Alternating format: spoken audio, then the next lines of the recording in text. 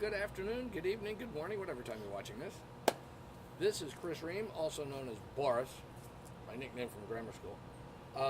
And you may have seen some of our bartending with Boris videos. Well, now we're going to do barbecuing with Boris, because maybe you've seen on Facebook we do the live videos here whenever we have a bash at the Conch Rock Shanty.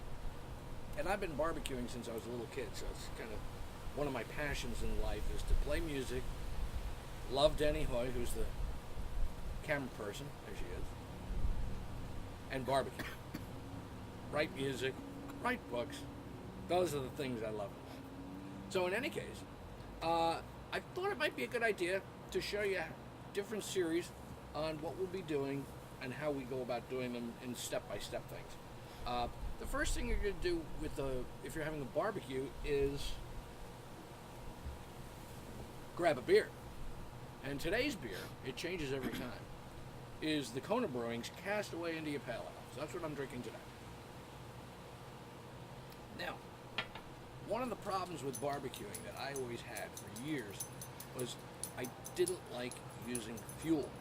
You have that stuff that smells like you just fired up an F-16 or something, and you're going to eat it on the grill. Like F-16s, like FA-18s, I think they're great, but I don't want them on my grill. You probably don't either. So, years back, I found these things here. It's called Strike-A-Fire. They're not paying me. They should, but they've got a really good product. And what it is you get 8 of these fire starters. And what they suggest you do is just flop it in there. It has a flint on the side, on the back, excuse me, right here, where you can strike it. They call it Strike-A-Fire. You strike it. They suggest you throw it in the bottom of the grill and then pour the coals on top of it. That's not what I do. It's too disorganized for me. Apparently it works for some people. That's good. But what I do is I'll set it up vertically like that and then build the coals around it. So it's like a little pyramid almost. And then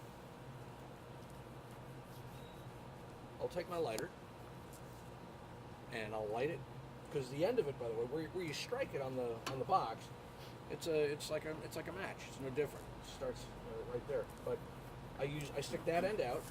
Go on over here, Danny, if you could. Show everybody how we get the coals going.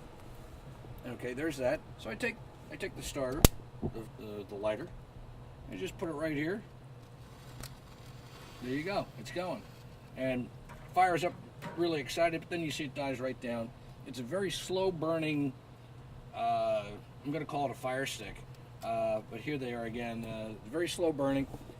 The fire will take about the same amount of time as it does with fuel to get going. So that's no different. The difference is you don't right now you have the scent of sulfur from the thing firing up like you would a match, but that's it. Now it's done, and so that's how we start our fires. And lesson number 1 in how Boris does stuff as far as the grill goes. I think we've been pretty successful so far. So there's probably a bunch of different tried and true ways to do it. This is the way I do it, and if you're interested, there you go. By the way, I should mention also, these packets are very inexpensive. They come with 8 starters, and they cost, I think it's like $2.25, and we get it in our local Publix. Again, it's called Strike-A-Fire, made by a company called Diamond. I'm sure you can find them online, but there you go. So, barbecuing with Boris, the first installment. Cheers.